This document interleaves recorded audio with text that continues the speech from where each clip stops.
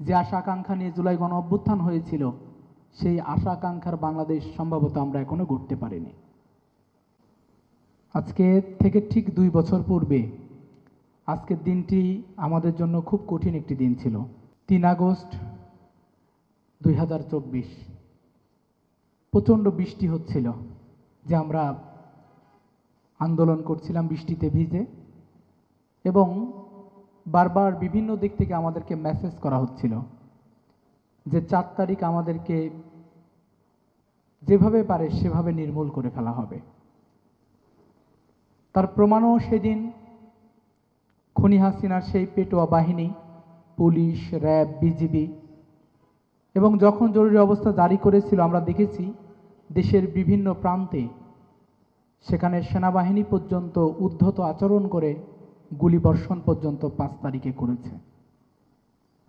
ঠিক তার পূর্বে যখন 16 জুলাই মুরাদপুরে আমাদের 3 জন ভাই শহীদ হলেন, শহীদ ওয়াসিম আকরাম, শহীদ ফয়সাল আহমেদ শান্ত এবং শহীদ উমর ফারুক ভাই।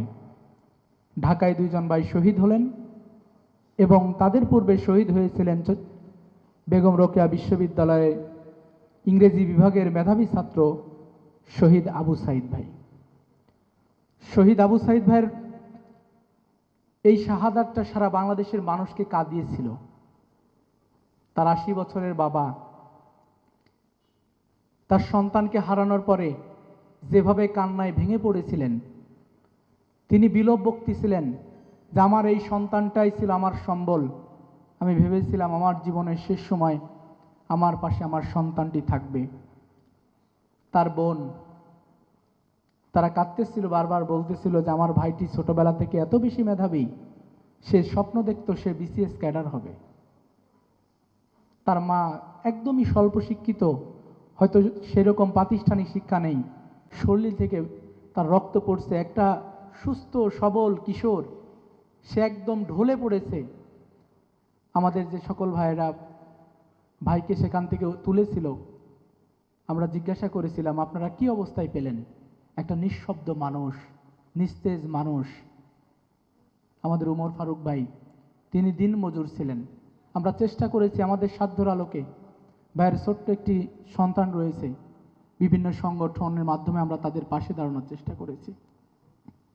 সম্মানিত উপস্থিতি, আমাদের জুলাই গণ অভ্যুত্থান ছিল বৈষম্যের বিরুদ্ধে। আমরা চেয়েছিলাম প্রত্যেকটি মানুষ যেন সমান অধিকার ভোগ করতে পারে।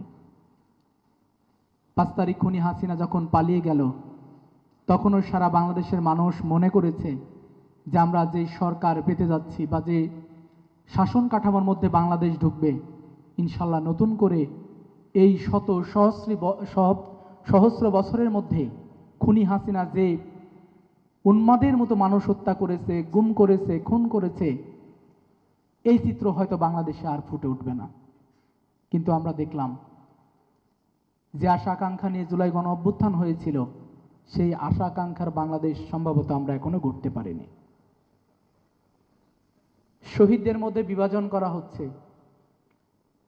কে ছাত্র শিবিরের কর্মী ছিল, কে ছাত্র দলের কর্মী ছিল, কে বাম সংগঠনের কর্মী ছিল, কে সাধারণ মানুষ ছিল, কাকে ধারণ করবে, কাকে লালন করবে, কার নামে পার্ক করবে, কার নামে উড়াল সেতু করবে। আমরা শুধু বলতে চাই, এই যুব সমাজের কাছে, ছাত্র সমাজের কাছে এটি অনেক বড় লজ্জার।